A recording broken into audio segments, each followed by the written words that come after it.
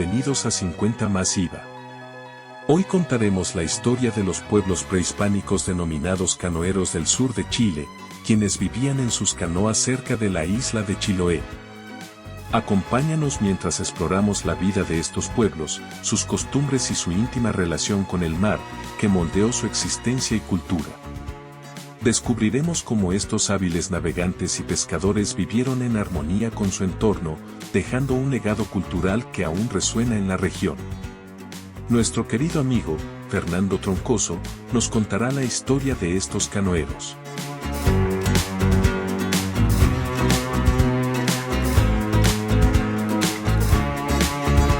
Amigo, gusto saludarte.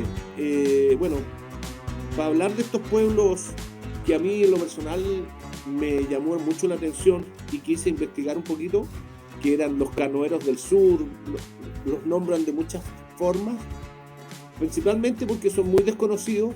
La gente, cuando se habla de pueblo originario, casi nunca se acuerda de ellos. Vivían de unas condiciones extraordinarias para mi gusto y lamentablemente se extinguieron, no llegaron a conocer el siglo XIX, ¿ya? Se extinguieron tempranamente para lo que es la historia de nuestro país. Entonces, los pueblos canoeros son los que tú te refieres, Fernando, a los que vivían en la costa y que usaban canoas para navegar en los fiordos. Tal cual. Al sur de Chiloé. Pero no siempre fue así, fíjate. No siempre fue así. Antes de eso quería, para darte el contexto, quería contar, hay actualmente una gente de la Católica que está haciendo unas investigaciones con una universidad de Suiza, etnográficas y antropológicas sobre el particular, y entre otras cosas, digamos, aparentemente hay consenso entre los estudiosos de que hace aproximadamente 15.000 años el ser humano que llegó a América a través del estrecho de Bering ingresó a Sudamérica, unos 15.000 años. Y ahí se dividieron en tres ramas.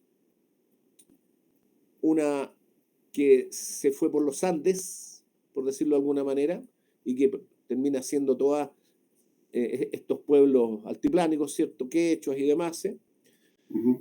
Otra rama quedó en la zona amazónica y una tercera rama se fue por la costa oriental, por los llanos y qué sé yo, Brasil, Uruguay, lo que sería ahora y finalmente Argentina, que estos llegan a constituir la masa del pueblo mapuche, ¿ya? Y de esta masa de pueblo mapuche, según algunas versiones, alrededor de unos 4.000 años, se separó una rama que termina convirtiéndose en estos canoeros, que vivían, fíjate, desde la altura de Yanquihue hacia el sur. El pueblo huilliche, o el pueblo mapuche del sur, los corretean, los desplazan, los sacan de su territorio y terminan viviendo estos pueblos en Chiloé, y ya al poco tiempo los huilliches cruzan hacia Chiloé, ahí se transforman, porque hay mucha sinonimia claro, en el pueblo, pero son los mismos. Y uno se confunde. Sí, claro. Ahí después yo te voy a contar. Y ellos terminan viviendo al principio de esta historia que probablemente, se dice, que ellos vivieron alrededor de unos 10.000 años en esta zona, los canoeros, hasta que finalmente se extinguieron. Pero hay distintas versiones porque los estudios son bien heterogéneos en sus resultados y muy poca información, particularmente del primer pueblo que vamos a hablar, que es el más cercano, paradójicamente. ¿Ya? ¿Cuál? En fin, ¿Cuál sería? Los chonos, el pueblo chono. Bueno, finalmente los huilliche o beliche, que sí se les llama a los que vivieron en Chiloé, los echan de Chiloé y se convierten ellos derechamente en canoeros porque no tenían alternativa, porque todo lo que había de ahí para el sur era un eterno paisaje de islas, islotes, archipiélagos. ¿Ya? Mira, una cosa bien interesante de notar es que aparentemente nunca fueron muchos. Hay por ahí, no me acuerdo en este momento el nombre de este señor, un estudio como en 1954, creo que es que el señor hace para un número determinado de individuos. Por ejemplo, él dice, si teníamos, partiendo del sur hacia el norte, 3.000 yaganes, podríamos tener 4.000 cahuéscar y solamente 1.000 individuos del pueblo chono. En general, primero que nada, eran poco numerosos, ¿ya? Y el conocimiento de ellos también siempre fue muy bajo, muy pequeño. Y otra cosa, antes de entrar a los primeros contactos que se tuvo con ellos, no existe evidencia que fueran distintas etnias. Ajá. Ni siquiera distinta, o sea, claramente distinta tribu, porque en algunas cosas o en casi todo se comportaban de manera muy parecida, pero en otras eran tremendamente diferentes. Por ejemplo, tenían lenguajes distintos. El pueblo chono no se entendía con nadie. No se entendía con el cahuéscar, que eran sus vecinos, ni mucho menos con los huilliches que vivían en la isla de Chiloé, ni mucho menos con los españoles, por supuesto. ¿Ya? El primer contacto que se tiene de ellos en cuanto a registro, no contacto, perdón, es en una expedición que ordena este señor, el gobernador de Chile, que en ese tiempo debe haber sido Pedro Valdivia, me imagino, para que fueran a explorar el estrecho Magallanes. En 1553-54, un señor... El estrecho de Magallanes está en el sur. Qué horrible, ¿eh? Sí. La base de operaciones era lo que después se convierte en Castro, que fue fundado en 1567. El Francisco de Ulloa es enviado a hacer esta exploración y llevaba sus personas que registraban en esta bitácora todas las cosas que se iban encontrando, y ellos hacen las primeras descripciones escritas, digamos, del pueblo chono, que es el primero del que yo me quiero ocupar, ¿ya? Que habitaron desde el sur de Chiloé, desde el archipiélago Las Huaytecas, se dice, hasta la península de Taitao. Eso es una distancia bien grande, son 500 kilómetros, algo así, un poco más, ¿ya? En este clima absolutamente inclemente, ¿ya? Y ellos describieron lo que vieron, ¿ya? Eran pueblos que compartían muchas costumbres, como ya les digo, pero antes tú me habías hecho una pregunta interesante, Eduardo. Sí, Estos nombres, porque hay un montón de nombres, claro. casi todas las etnias, Los Onas, los humanos del sur de Sudamérica tienen dos nombres.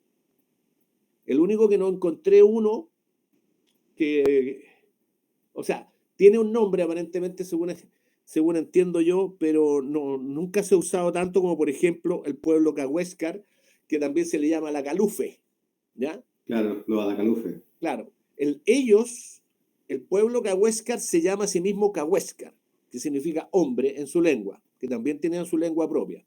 A la Calufe era el nombre que le daban los otros, generalmente los huilliches, y siempre eran nombres, ¿cómo se dice?, que los denostaban en su persona. Despectivos. Despectivos. Entonces, ellos no aceptaban que se les llamara a la Calufe, ellos eran los cahuéscar. Los chonos, el pueblo chono se les llamaba los huilli, según algunas publicaciones, y eran muy temidos, eran tremendamente bravos, y eran, fíjate que los que estaban más cercanos al pueblo huilliche, que tenía un nivel de desarrollo cultural mucho mayor que ellos, ¿ya? Tenían un poquito de agricultura, un poquito de ganadería, venían de ser pueblos sedentarios ya instalados en la parte continental, y ya estaban, convivían con los españoles y todo, entonces tenían un nivel muy superior. Ellos no querían tener nada y se mantenían absolutamente aislados y, como te digo, eran muy temidos. Le decían los Claro, eran muy yo temidos, me estaba muy guerreros. Claro, yo me acordaba que en esa época los españoles, toda esa zona del sur, la zona de la Araucanía, Pucón, Villarrica, no sé, Yanquihue, en esa época era pura selva valdiviana, puro bosque lluvioso, húmedo, selva, o sea, había muy pocas pampas abiertas, muy pocas pampas abiertas. Y los españoles lo que hicieron, bueno, trataron de conquistar cierta la zona, pero ellos tenían, eran buenos navegantes y tenían un enclave en Valdivia y otro enclave en Chiloé, en Ancud. Entonces, ellos hacían todo el tráfico por el mar. Y ahí en esa enclave habían fuertes, el fuerte de Corral, de Niebla, el de Mancera, en Ancud hay otro fuerte, y había, en el fondo eran bases navales. Por Justamente. eso que me imagino que por eso que los españoles que llegaron a Ancud, ¿cierto? Chiloé, fueron los primeros que se encontraron con estos pueblos, pero no es que los españoles de Santiago se fueron caminando del tren como cualquier persona que no se fija podría pensar. O sea, hay que hacer esa salvedad. Los españoles llegaban allá por la costa, entraron un poquito y salían, porque era impenetrable. Y me imagino que estos pueblos canoeros también vivían en la costa, ¿cierto? Porque es impenetrable el bosque, tú te metís, no puedes caminar con la águila, no se puede. Justamente. Y mira, justamente los elementos geográficos determinaron también en muchos aspectos el escaso desarrollo. No sé si decir de sus costumbres, digamos, sociales, pero de todas maneras, o sea, ellos principalmente vivían en su canoa. Estos tres pueblos de los que vamos a hablar hoy día, pero aunque también pasaban el tiempo, sobre todo probablemente cuando había temporales, tenían una vivienda que armaban y desarmaban en la tierra, que era construida de varillas, que las hacían confluir en la parte superior y tapaban con cueros de animal, o a veces con hojas, con ramas, y ponían una cama también de pieles y qué sé yo, y eso era todo su casa habitación. Como te decía, volviendo al relato, este señor Francisco Ulloa es uno de los primeros que, como cuando lo mandan a ver este estrecho Magallanes, los describe. Y básicamente, hablando del pueblo chono, porque todo, por supuesto, los tres usaban canoa, pero la canoa del pueblo chono es única y especial. La Dalca era el nombre que tiene, se le da a esta embarcación. Era un bote de 3 tablas, bastante grande, podía, en algunas descripciones se dice que podía llevar hasta 20 personas, pero generalmente eran grupos familiares pequeños, ya 5 personas, incluso menos a veces, los que eran avistados y los que se movían de manera individual. No eran grandes grupos y tampoco vivían en tribus, cada uno andaba por las suyas y eran generalmente grupos familiares, ¿ya? Ya les conté que tenían un idioma propio, que no se entendían con nadie, y ni con los vecinos cahuéscar, ni con el mapudungún que hablaba el pueblo huilliche de Chiloé, y no tenían, por ejemplo, vasijas. Ellos nunca conocieron la alfarería porque no hay tierras que permitan hacer alfarería en todas esas islas. Solamente hay arena, hay carbonato calcio, digamos, las rocas son muy duras, como lija el carbonato calcio. Yo recuerdo la isla Madre de Dios, famosa por las cuevas de carbonato calcio que tiene.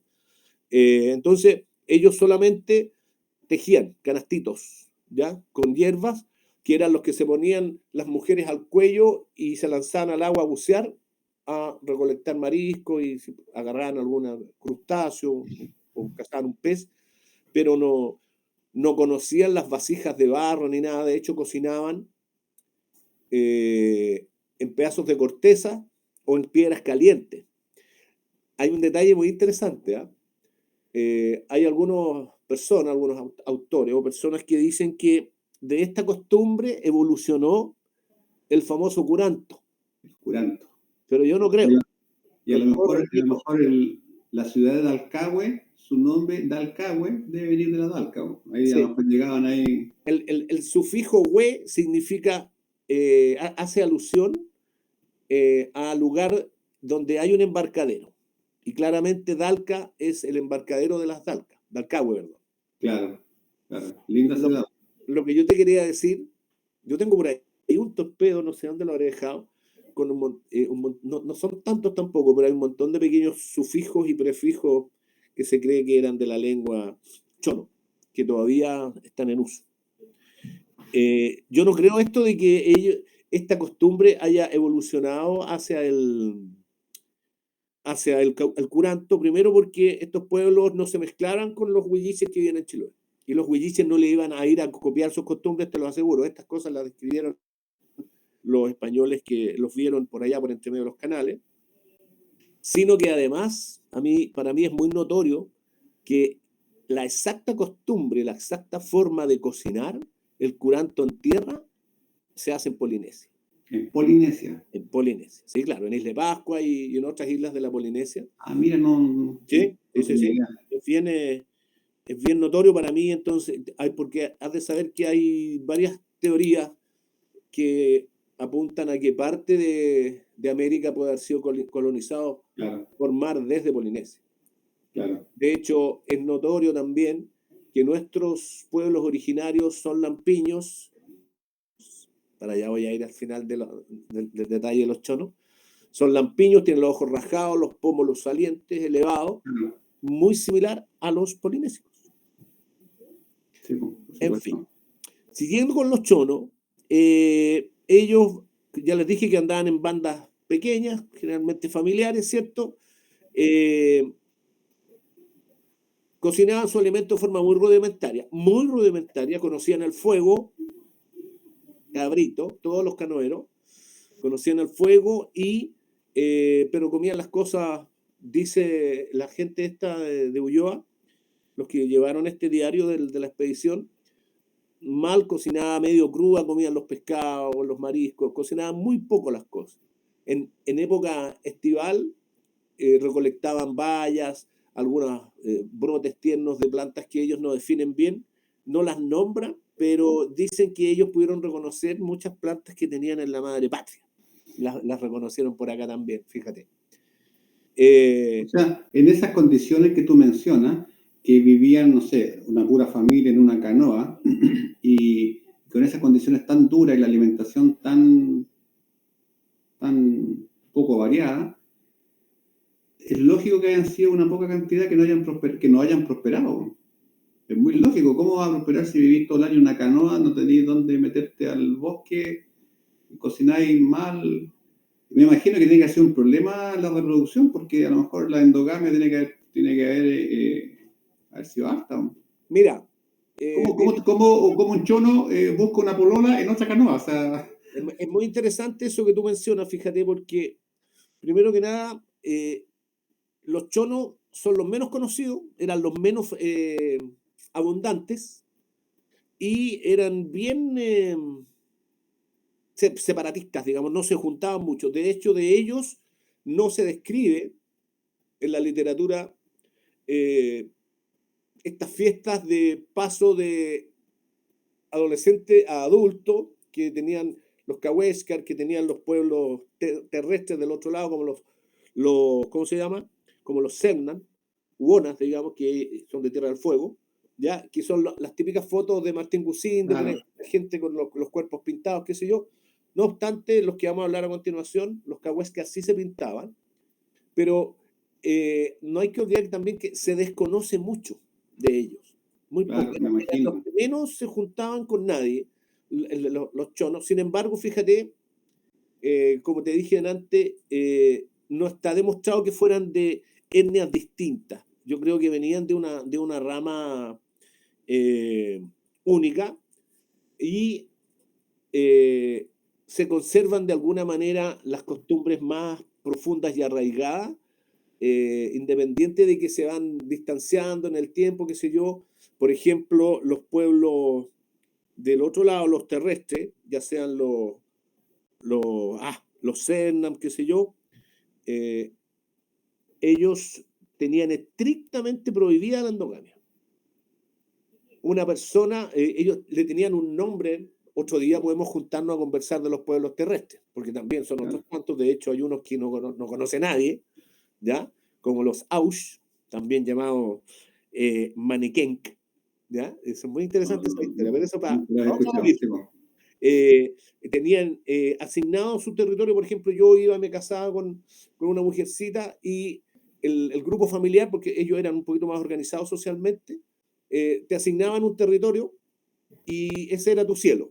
Bajo ese cielo tú vivías, pero cuando tus hijos estuvieran grandes, tenían estrictamente prohibido casarse con primas o hermanas. Tenían que ir a otro cielo a buscar hombre o pareja, digamos.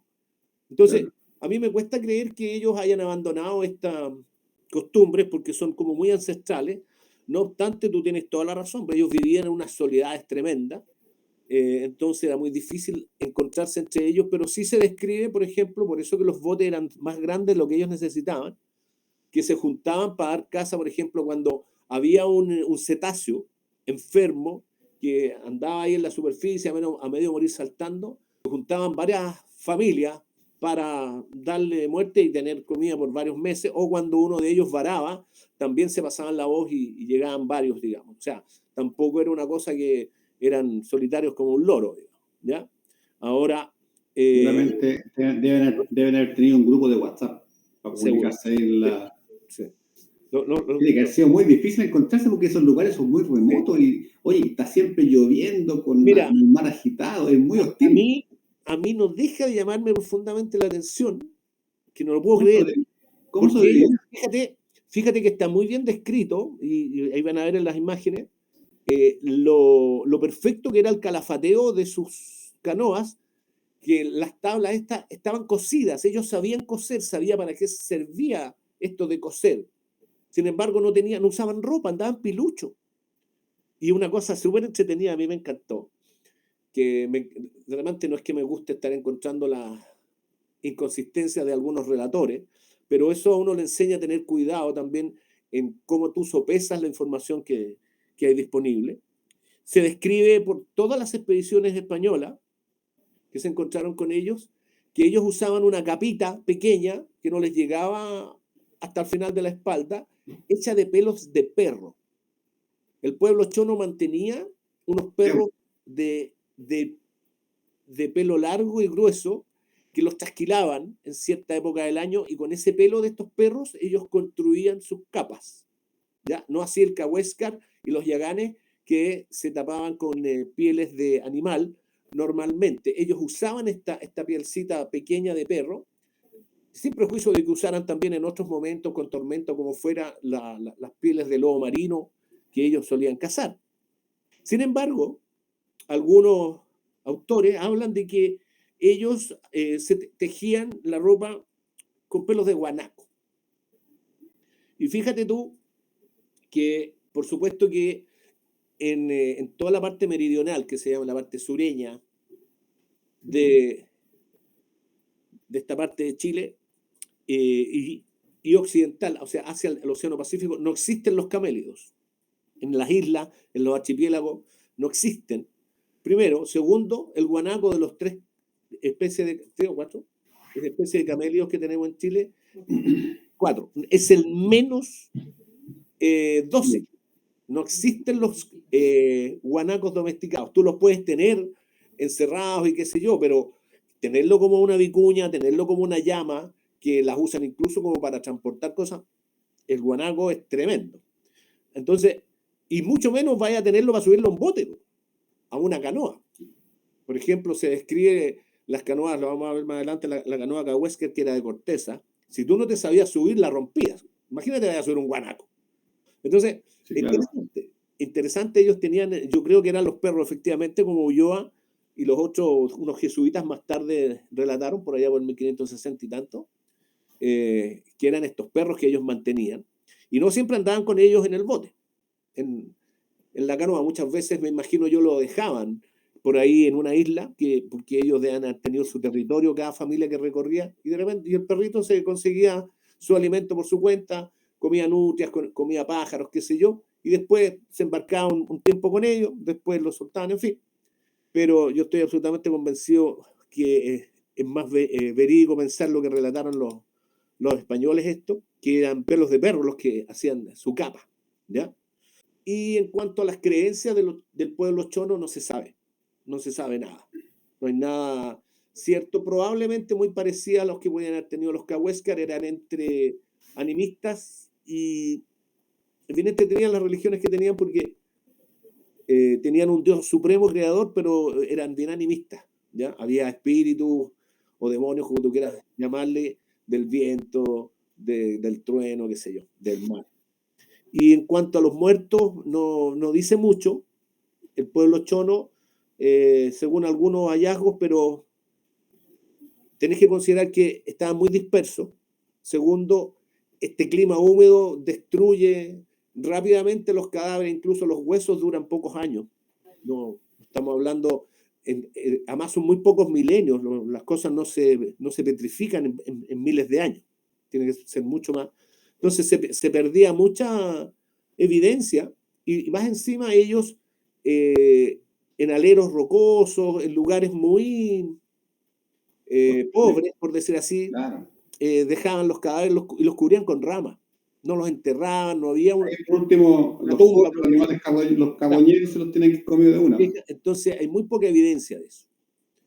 Así que más o menos eso, les puedo contar así muy apretadamente del pueblo chono, que es paradójicamente el que vivía más cerca de la civilización de Chiloé, que hasta ahí llegaba, por decir así, la civilización, y eran son los más desconocidos.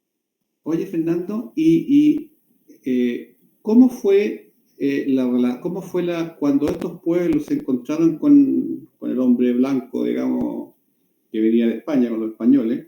¿Cómo fue ese proceso, más o menos? Dejémoslo para el final. Dejémoslo para el final. Es la Ya, parte que menos me gusta a mí recordar, que es bien lamentable. Así que dejémoslo para el final porque estas tres etnias de las que quiero hablar hoy día, no etnias, perdón, estos tres grupos, tuvieron más o menos la misma suerte, aunque yo también creo que, como tú dijiste al principio, en algún momento, también su suerte estaba echada por el estilo de vida y por el lugar donde vivían. Inmediatamente les dije que los chonos vivían hasta la península de Taitao, ¿ya? claro, Ahí en las imágenes se ve clarito cuál es el territorio que cubrían.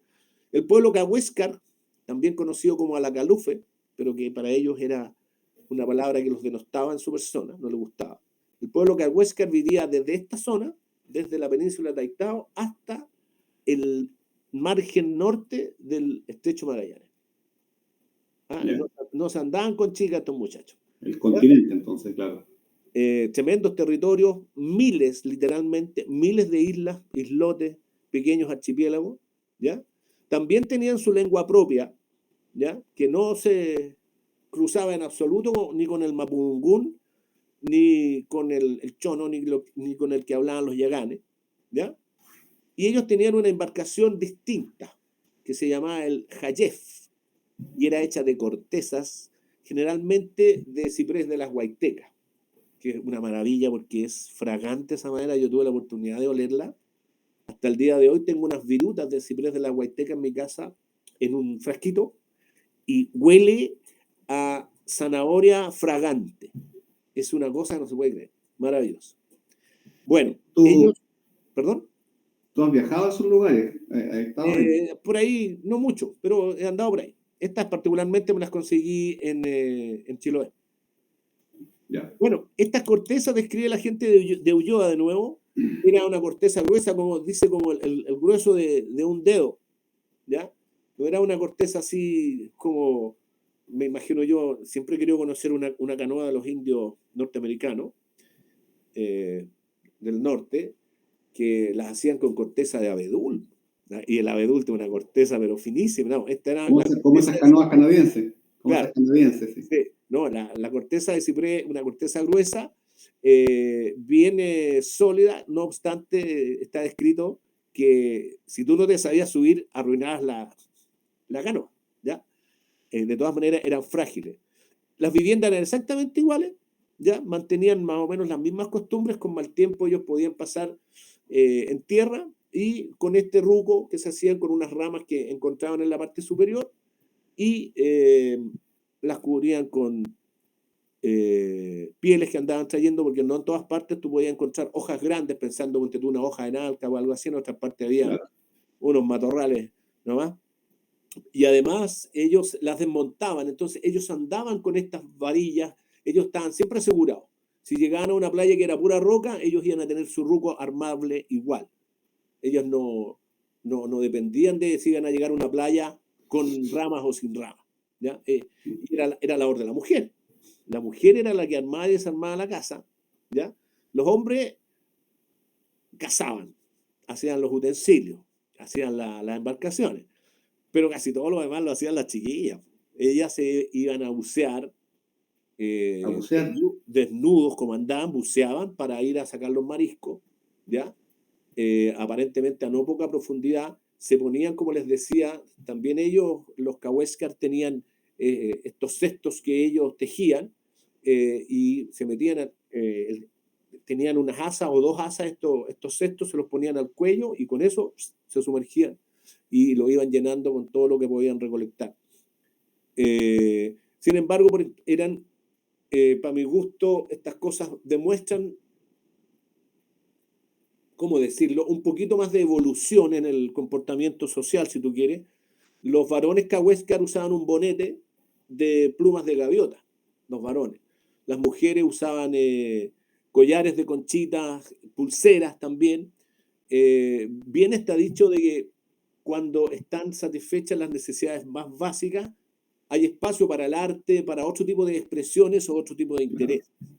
Claro. Yo no sé si el pueblo chono desde el principio fue muy acorralado por el medio, ¿ya?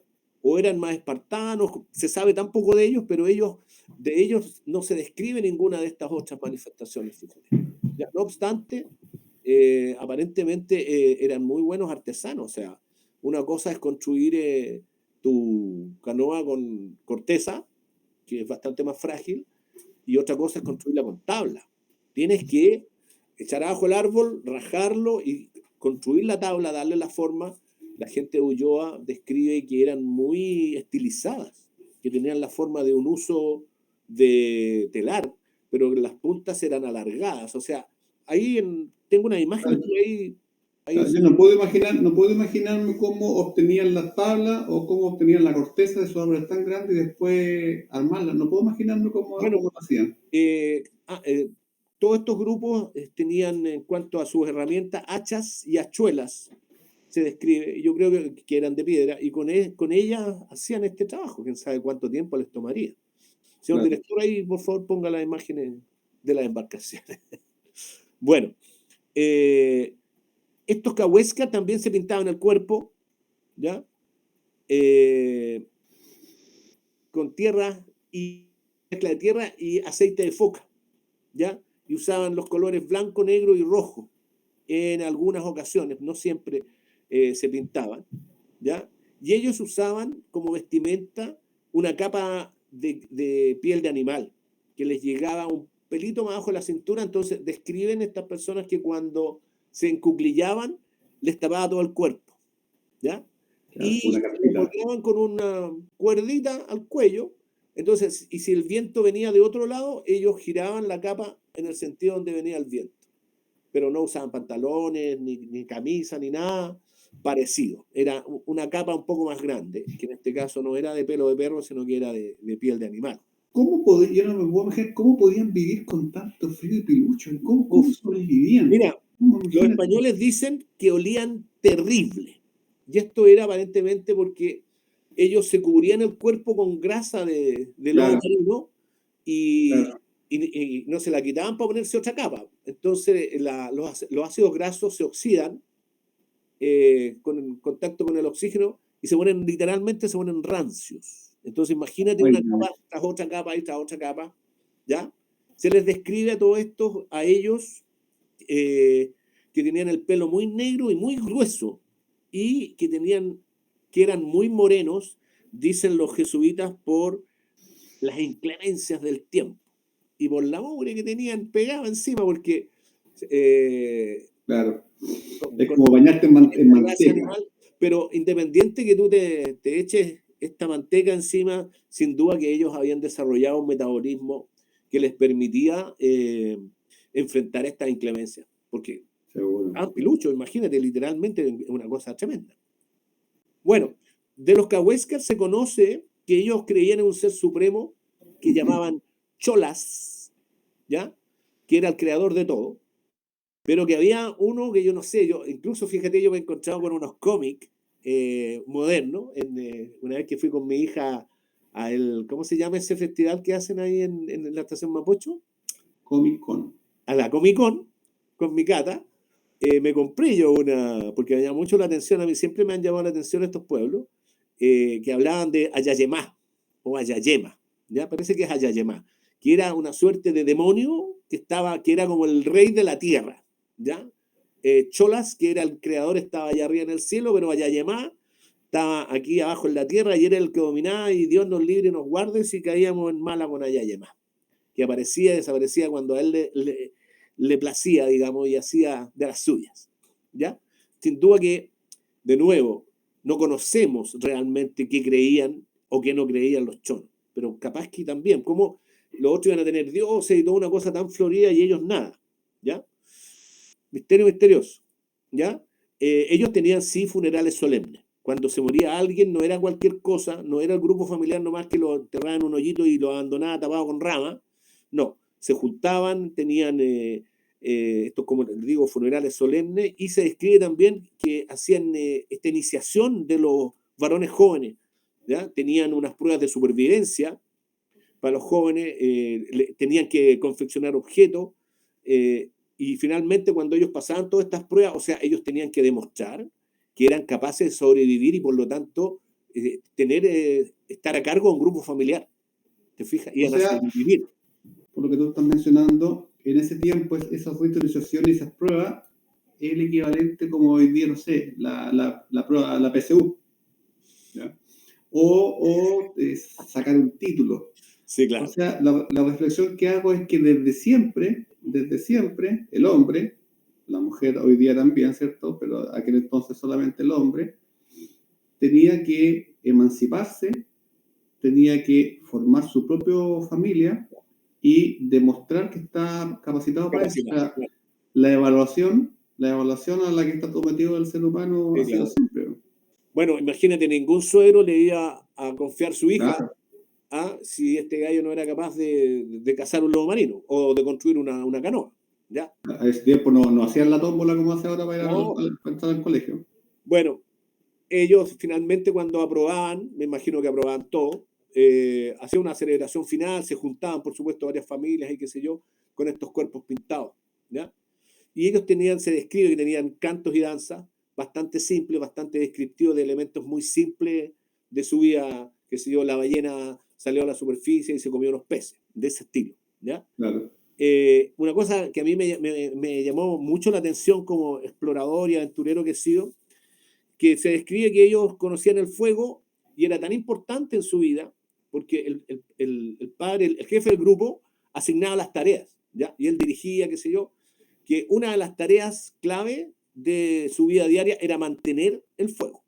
Entonces, Claro, si se te apaga, es súper difícil volver a encenderlo. claro, ¿de dónde lo sacaban? Fíjate que se describe que hacían el fuego con piedras de cuarzo y de pirita, golpeándolas con chispas, Claro. cosa que te aseguro que no es fácil, ¿ya? Y ellos conocían ciertas islas dentro de todo este dédalo de miles y miles, donde iban a buscar la pirita o iban a buscar el cuarzo. Donde vendían los fósforos. Claro, iban ahí al almacén a buscar los fósforos. Debe ser igual como un pedernal, estar pegándole hasta que agarre y todo húmedo. Vieras tú lo entretenido que es. No, pero me puedo imaginar, digamos. Bueno, va quedando de los tres canoeros, el pueblo Yagán o Yámana, ¿ya? Que también eran muy parecidos, nómades, cazadores y recolectores, andaban en bote de corteza, ¿ya? Que en este caso la canoa de ellos se llamaba el Anán, ¿ya? Y era bien parecida, a diferencia de la Cahuéscar, era bien parecida a la del Chono. Era de corteza, pero tenía este perfil de 3 tablas, ¿ya? Ellos eran, para mi gusto, un poquito más evolucionados, no obstante eran los más lejanos, ellos vivían al sur del canal Beagle, hasta Cabo de Horno, ahí a la vuelta de la esquina, ¿no? Imagínate. Esta gente, donde está Puerto Williams, toda esa zona. claro, esta gente incluso se describe que algunos de sus botes tenían vela, fíjate, ¿ya? Su casa que hacían en la tierra, muy parecida a estos otros 2 canoeros, le llamaban ellos el ucurg, ¿ya? Y era la misma cosa, varas, ramas, ¿ya? Un toldito hecho con cueros de animal, y se movían en grupos dirigidos por el papá. Para variar andaban piluchos, pero ellos sí usaban capas de piel mucho más largas, y algunos usaban un triángulo que cubría los genitales, no un taparrabo, un triángulo que colgaba por delante, ¿ya? No sé, yo me pregunto si esas descripciones serán posteriores a la llegada de los evangelizadores, a los jesuitas, ¿ya? Claro, por el Las mujeres pecado. usaban collares, claro, tenían también su dios creador, ¿cómo se llama? Watawinewa, algo así, ¿ya? y varios otros espíritus. Tenían el Yalox, que era el del uso y fabricación de las armas. Tenían a Kurpij, que era del viento, de la lluvia, de la nieve, del trueno, ¿ya? Y una cosa bien importante, fíjate que yo nunca he encontrado referencia en las otras dos grupos, que ellos tenían curanderos reconocidos regionalmente, que eran muy importantes los curanderos de los Yamana, ¿ya? Los famosos Yekamush, que eran su machi, si tú quieres, ¿eh? Claro, el curandero. Y también tenían ritos de madurez para pasar a la adultez, y ellos tenían la costumbre de juntarse en una choza común a hacer este rito, ¿ya? Como en general, para ir terminando con estos tres grupos, ellos se parecen mucho en las costumbres básicas, en las costumbres sociales, las costumbres de desplazamiento y de vivienda, pero en algunos casos un poco más elaboradas que otros. Y a mí me llama mucho la atención, fíjate que los más elaborados, porque también los Yamana tenían cantos, que sí, tenían instrumentos musicales, no sabría decirte exactamente cuáles, pero seguro que muy simple, ¿ya? Pero eran los más lejanos. Sin embargo, el tráfico... Perdona, que tenga instrumentos musicales es un signo de desarrollo, de evolución. Pues. Sin duda, el arte, la expresión artística. Las mujeres también usaban adornos, qué sé yo, pero ellos, para estar en el confín más alejado, probablemente también tenían cierto contacto, que aquí yo voy a conectar con algo que me preguntaste temprano y te dije yo lo quiero dejar para el final porque me parece tremendo. Contacto con las naves que venían del Nuevo Mundo y cruzaban por el Estrecho Magallanes, ¿ya? Claro. Entonces, sin duda que eso les ayudó, porque está descrito que ellos se acercaban a los barcos, como que eran, en general, si bien es cierto, eran de carácter muy fuerte, eran también dóciles, ¿ya? Y se acercaban a los barcos tratando de comerciar sus pieles, ¿ya? Y por supuesto de ahí ellos, el pago que recibieron fue bien malo. Fíjate que algunos historiadores relatan que las embarcaciones que cruzaban el Estrecho Magallanes, como venían tan aburridas de tantos meses de navegar y qué sé yo, se divertían haciendo tiro al blanco con los individuos de estas etnias que ellos veían en las orillas. Es una cosa tremenda. Después ya partiendo el siglo XVIII, finales del XVII, cuando se empiezan a instalar los europeos con grandes crianzas de ovejas en el sur de la Patagonia, ¿ya? Y en Tierra del Fuego empiezan a llegar las estancias, definitivamente esto se convierte en una matanza, porque el indio nunca tuvo, por decir el indio, me refiero a cualquier etnia que anduviera en los alrededores, ya sea canoeros o los que vivían en tierra, ellos no tenían la propiedad privada. Si había un animal ahí, era para comérselo, ¿te fijáis? Se lo había dado la naturaleza. Entonces, por supuesto, agarraban una oveja y se la comían. Entonces, para el ganadero eso era un crimen imperdonable. Entonces, incluso hubo leyes que duraron hasta bien tarde, bien establecidos los gobiernos de Chile y Argentina, que le pagaban a ciertos tipos que eran una suerte de mercenarios, que se dedicaban solamente a cazar indios, y por cada indio que mataban tenían que llevar como testimonio las orejas o las manos. Claro. ¿Ya?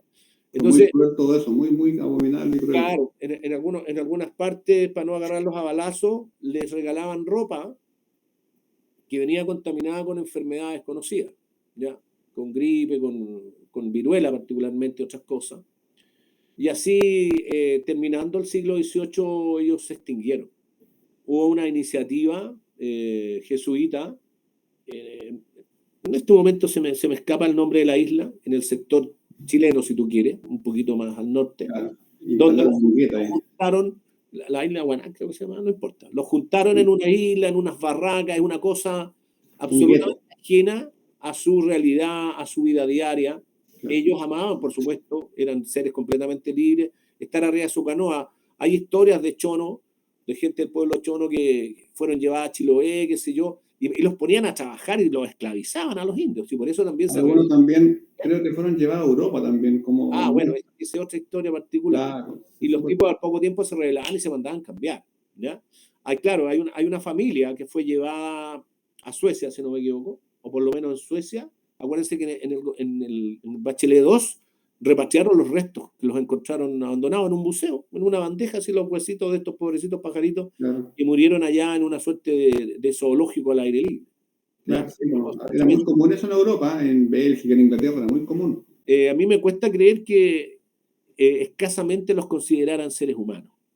Fíjate. No, pero eso hasta entrado el siglo XX, ¿eh? Sí, sí. O sea, Sí, de hecho, sí. en algún Y- minuto y- creo que hubo un edicto de la corona que reconoció a todos estos indios como seres humanos, pero se no, demoraban claro, cosas en ese tiempo, el correo llegaba tarde, varios años tarde. Bueno, la cosa que yo creo que tanto con este contacto como las enfermedades y las difíciles condiciones de vida, estos grupos se extinguieron. No, ellos no conocieron el siglo XIX. Antes de final del siglo XVIII, ellos ya estaban extintos. claro, de Muy nosotros. poco de ellos, todavía hay mucha gente que los estudia, se encarece mucho a todos los extranjeros y a los exploradores, a los aventureros que se aventuran por esos lugares, cuando encuentren un conchal que no lo intervenga. Eso hay que hacerlo con mucho cuidado porque el conchal no es solamente un amontonamiento de los restos que estas personas comían, sino que ellos los conchales están ubicados en lugares que ellos frecuentaban, que muchas veces se pueden encontrar cosas muy valiosas que indirectamente informen de sus costumbres, de sus creencias, de su habilidad para elaborar utensilios, en fin. Entonces, aparte de eso, y los relatos históricos, hay bien poca referencia directa de quienes eran. Fíjate que, con esto termino, en la isla cercana, el archipiélago más cercano, inmediatamente hacia el sur de Chiloé, son las Huaytecas. Hay una isla bien grande y otras más pequeñitas. Y ahí había un cacique, por decirlo de alguna manera, que se autonombró como el rey de toda esa zona. ¿Ah? Y él era el único que tenía un poquitito de agricultura, tenía unas poquitas papas, unos poquitos choclos, ni siquiera tenía animales de corral, nada, ¿ya? Y él era un gran señor, entonces él iba y comerciaba con los huilliches de Chiloé, y él era un gran señor, ¿ah? Y también él hablaba español y hablaba mapudungún. No se sabe de qué, por lo menos yo no sé, perdón, de qué etnia era este hombre. No recuerdo en este momento cómo se llama. Pedro, algo parece que era. Bueno, la cosa es que él se le pidió ayuda en algunas partidas muchos años después, ya empezado por ahí por los 1650, si mal no recuerdo, 1670, que acompañaron unas expediciones porque querían averiguar más sobre estos pueblos, qué sé yo, y él mismo saboteó estas expediciones. Incluso se dio maña en una oportunidad para matar al que dirigía la expedición del lado de la gente que venía de Chiloé, para poner a su hijo a cargo de esto. Pero al final el hijo aparentemente tenía las instrucciones de sabotear todo esto, porque él no quería que se supiera nada más allá, que se mezclaran con nadie, porque él era el rey y con él había que hablar. Dueño, claro. Entonces Oye, ya todo, en aquellos años ya todo estaba bien contaminado, estaba todo bien intervenido con los intereses que hoy por hoy en el siglo XXI conocemos tan bien. oye, Fernando, y más o menos, ¿cuándo estos pueblos porque entraron en contacto, ¿cierto?, con los españoles y con los ingleses en el estrecho de Magallanes, ¿cuándo más o menos ya empezaron a menguar y definitivamente se extinguieron? Eso fue como en el 1800, ¿cierto? Se dice a finales de los 1700. Ya entrado a finales del siglo XVIII, ya nada. Antes que terminara ese siglo, en el momento mismo que el hombre, por un lado, en el momento mismo que el europeo empieza a cruzar por el estrecho Magallanes, fue una gran cosa. Acuérdate que Magallanes quería llegar a las Indias. Entonces había que cruzar esta nueva tierra que había encontrado Colón, América. Se descubre este paso, este estrecho, el estrecho Magallanes, y ahí no cesó el tránsito, y desde ahí Claro. tampoco la desdicha para esta gente. los cazaban como animales, los intervenían, los enfermaban, sin querer o queriendo con querer.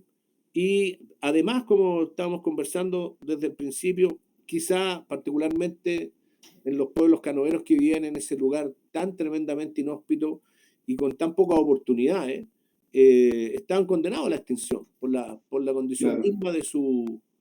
Aunque se dice que vivieron en esa situación durante miles de años, ¿te fijas? claro. Entonces, pero así todo a mí me cuesta creer que pudieran llegar muy lejos como pueblo porque ellos no, eran grupos muy pequeños, que igual tenían un roce social bastante bajo. Imagínate, por no hablar de la edad, la supervivencia promedio, de haber sido bajísima. Claro. La esperanza de vida muy Pero baja. sin duda que la llegada de la civilización contribuyó a su extinción. Ahí yo, para ir cerrando, quiero hacer una reflexión que no es una reflexión muy feliz, no es algo como para ponerse muy contento, pero que es algo que siempre ha existido, que es el ser humano siempre las migraciones que ha habido, las conquistas, siempre se da que en la conquista es de un pueblo que tiene más tecnología sobre otro pueblo que tiene menos tecnología.